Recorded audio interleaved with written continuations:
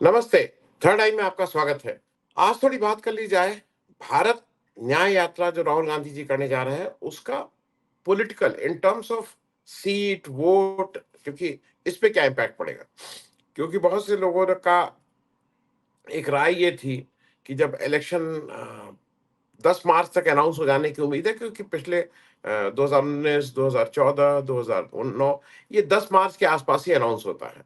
लेकिन ज्यादातर लोगों की राय थी कि भाई जब इलेक्शन इतना सामने है और इतना महत्वपूर्ण बात है, उस समय राहुल गांधी ये भारत न्याय यात्रा करने से क्या फायदा। उसका एक बहुत मुफीद जब मतलब उसकी एक बहुत मुफीद एक्सप्लेनेशन हमारे एक दर्शक ने दिया।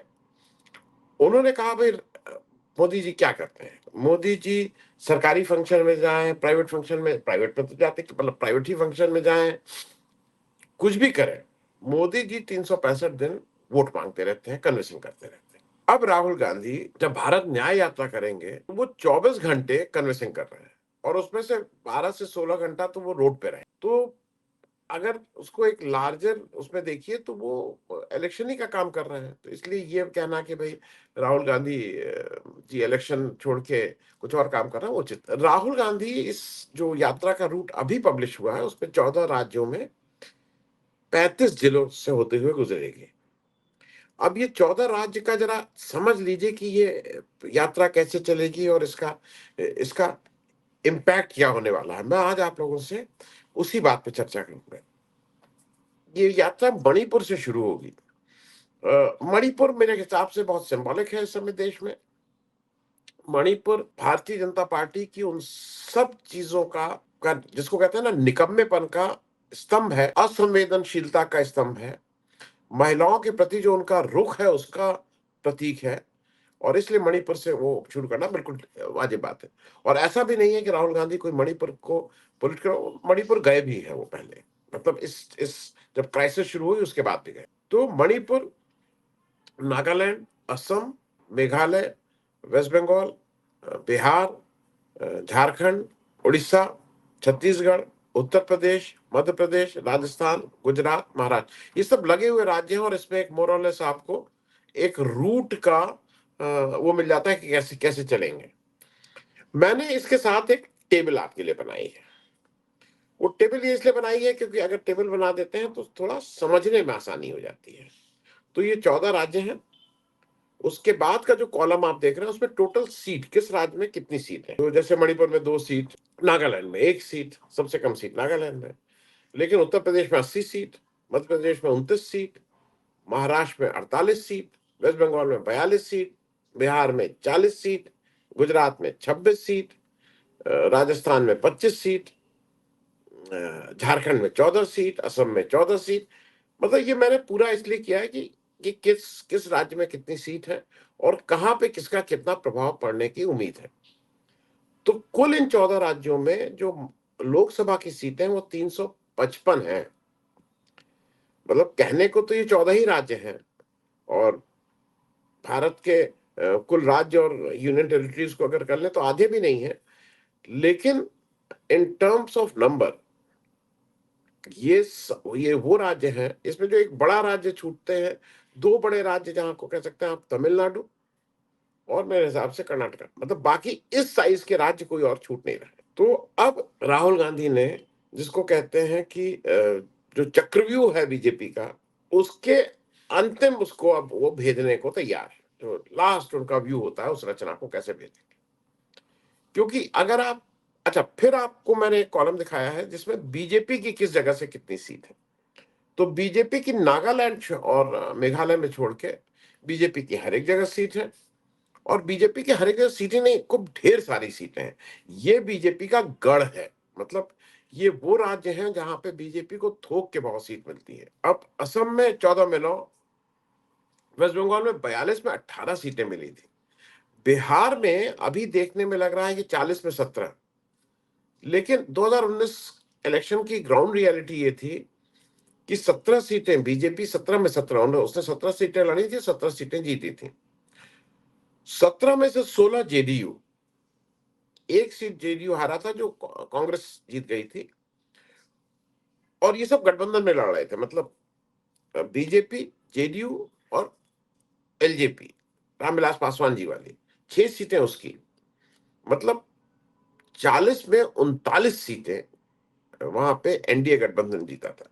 लेकिन अब चीजें फर्क है, तो इसलिए वहां मैंने उसको बिहार में 40 में 17 ही दिया है, झारखंड में 14 में 11, उड़ीसा में बीजू जनता दल है लेकिन 21 में 8 सीटें अभी भी बीजेपी की वहां पे है, छत्तीसगढ़ में 11 में 9, उत्तर प्रदेश में 80 में 62, ये सिर्फ बीजेपी की सीटें हैं, एनडीए की सीटें नहीं है। मध्य प्रदेश में 29 में 28, राजस्थान में 25 में 24, हालांकि चौथी 25वीं सीट बेनीवाल साहब जीते थे बीजेपी के समर्थन से, गुजरात में 26 में 26, और महाराष्ट्र में 48 में 23।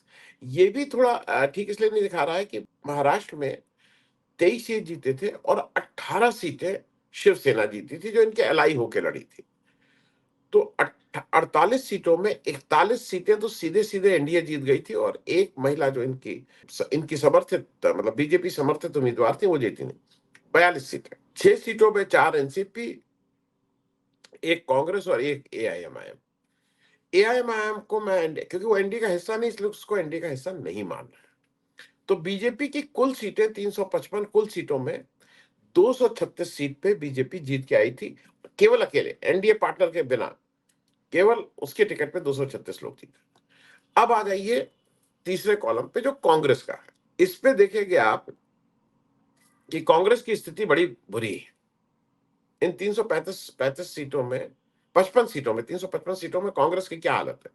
4 राज्यों में तो उसकी 0 सीट है, बीजेपी की एक राज्य में 0 सीट है, और 2 राज्य में बीजेपी की, कांग्रेस की 4 राज्यों में 0 सीट, 7 राज्यों में एक एक सीट है, प्रेजेंस है लेकिन 7 राज्यों में एक एक सीट है, 2 राज्यों में 2 सीट है, और जहां पे भी मतलब बिल्कुल कांग्रेस ने स्वीप किया है, और जो उसका सबसे ज्यादा इस पूरे जहां पे ये चल रहे हैं उस पूरे उसमें 3 सीटें एक राज्य में, वो है असम।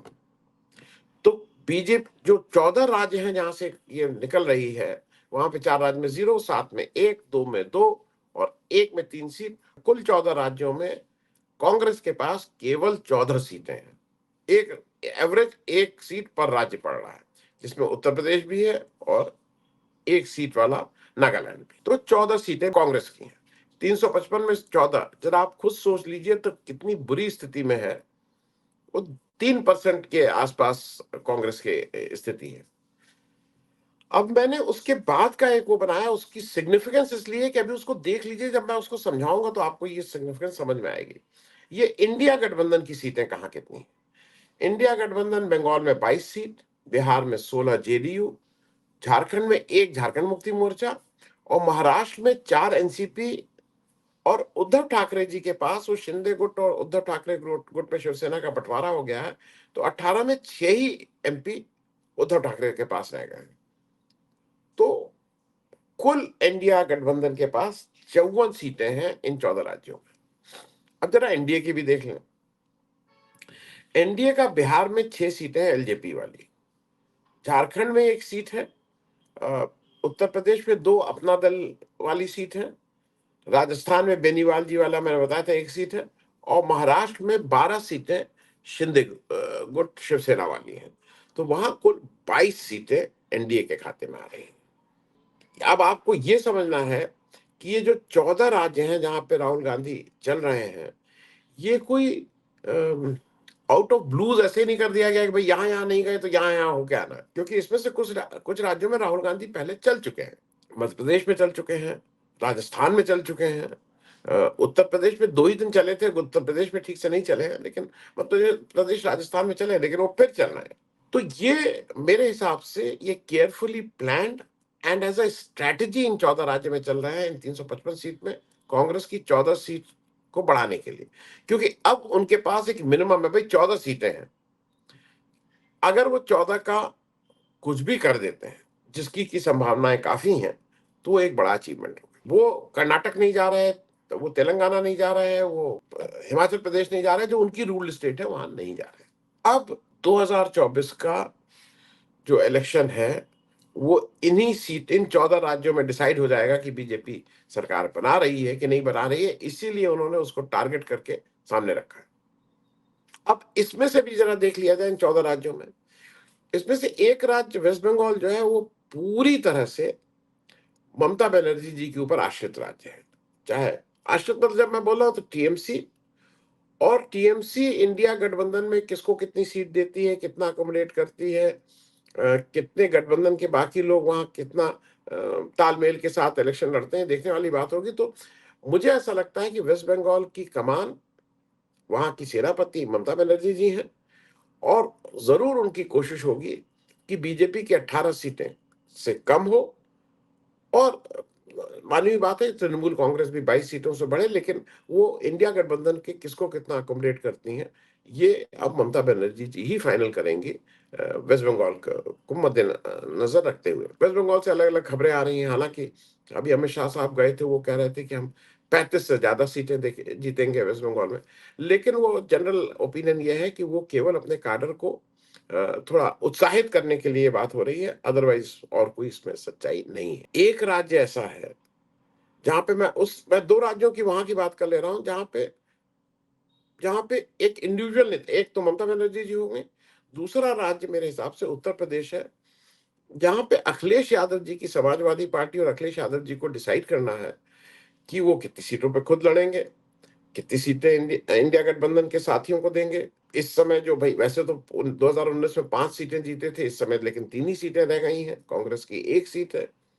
तो अगर आप 2019 के चश्मे से देखिए तो इंडिया गठबंधन के पास 6 सीट, आज की ग्राउंड रियलिटी देखिए तो इंडिया गठबंधन के पास 4 सीट। अब ये अखिलेश यादव जी के ऊपर डिपेंड करता है कि वो क्योंकि मैं इसको बार बार रिपीटेडली कहता रहा आ रहा हूं कि उत्तर प्रदेश में आज की तारीख में, अगले इलेक्शन में कौन क्या करेगा मुझे नहीं मालूम, लेकिन आज के इलेक्शन में सिर्फ और सिर्फ अखिलेश यादव जी ही ये तय करेंगे कि वो बीजेपी के सामने किस तरह से लड़ते हैं, गठबंधन में कौन कौन रहता है, कौन सीट बंटवारा कितना होगा, किसको कितनी सीटें मिलेंगी। मतलब नेतृत्व, नीति निर्धारण, स्ट्रैटेजी, इसमें केवल अखिलेश यादव जी का ही योगदान रहेगा। हाँ, कैंपेन में हो सकता है कि इंडिया गठबंधन के कुछ लोग कुछ काम आए, चाहे वो राहुल गांधी जी हो, चाहे वो खड़गे जी हो, चाहे वो नीतीश कुमार हो, ये लोग उनके सपोर्ट में उनको एक दम दे सकते हैं, लेकिन मुख्य रूप से तो अखिलेश यादव जी को ही ये डिसाइड करना है कि वो उत्तर प्रदेश को कैसे हैंडल करते हैं। उत्तर प्रदेश में वैसे 62 सीट जीती हुई थी बीजेपी, 2 सीटें उसकी लाई, 64 सीट, 64 सीट्स थी, और उत्तर प्रदेश का पेज थोड़ा मायावती जी की बीएसपी की वजह से भी इतना आसान नहीं है, लेकिन फिर भी यहाँ के सिपहसालार अखिलेश यादव जी और समाजवादी पार्टी उनको डिसाइड। ये बात मैं इसलिए कह रहा हूं कि 2 स्टेट सिर्फ ऐसी है, बाकी 12 स्टेट, 3 स्टेट में प्रॉपर गठबंधन इन प्लेस है, काम कर रहा है, और वहां पे मुझे नहीं लगता है कि कोई दिक्कत है। वहां पे सबसे तगड़ी फाइट अगर बीजेपी को कहीं मिलने वाली है तो इन 3 राज्यों में जहां गठबंधन इन प्लेस है, सरकार में है और काम कर रहा है। वो 3 राज्य हैं, महाराष्ट्र, बिहार और झारखंड। यहाँ तीनों जगह गठबंधन में कहीं कोई दिक्कत नहीं। अब वो बीजेपी की प्रोपेगेंडा मशीन अगर कहे कि नीतीश जा रहे हैं, वो टूट रहे हैं, वो कर रहे हैं, उसका कोई इलाज नहीं है। वो लास्ट मिनट जब वोट पड़ जाएगा तब भी वो कहते रहेंगे कि वो तब इलेक्शन के बाद जीत के इधर आ जाएंगे। वो एक बीजेपी की अपनी ट्रोल आर्मी और बीजेपी की स्ट्रैटेजी के तहत वो ये सब करते हैं। लेकिन इन 3 राज्यों में, 2 राज्य मैंने बताया जहां इंडिविजुअल नेता का रोल बहुत अहम है, 3 राज्यों में गठबंधन है, तो अब आपके पास 5 राज्य तो इस तरह से हो गए। अब बचे 9 राज्य, 14 में से बचे 9 राज्य। इन 9 राज्यों में 4 राज्य ऐसे हैं जो नॉर्थ ईस्ट में है और जहां पे कोई गठबंधन टाइप नहीं। भाई मणिपुर, नागालैंड और मेघालय में कांग्रेस को अपने आप ही लड़ना है, असम में भी कांग्रेस को अपने आप लड़ना है। तो इन 4 राज्यों में भी कांग्रेस को अपने आप लड़ना है, नॉर्थ ईस्ट के राज्य हैं। अब आते हैं, अगर इन 4 राज्यों को हटा दें तो 9 में से 4 हटा दें तो बचे 5। मैं थोड़ी एक धृष्टता कर रहा हूं और माफी के साथ उन राज्यों के, मैं उड़ीसा और गुजरात को हिंदी पट्टी के एक्सटेंशन के रूप में देख रहा हूं।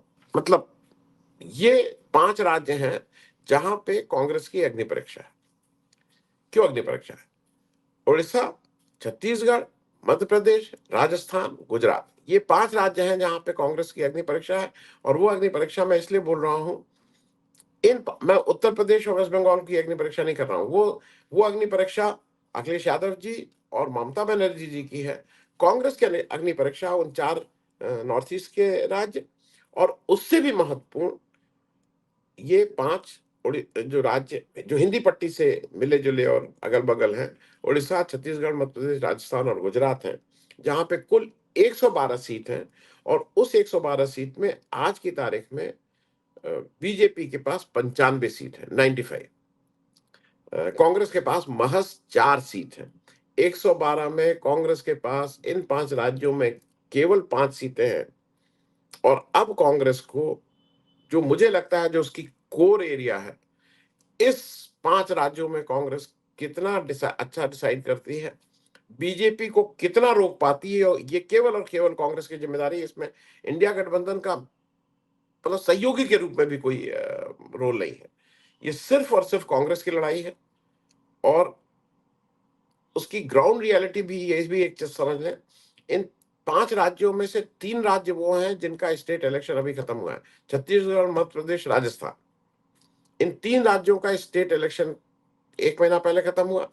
ग्राउंड रियलिटी से कांग्रेस ठीक से वाकिफ है, वहां के क्या उसकी स्ट्रेंथ है और क्या वीकनेस है उससे ठीक से वाकिफ है।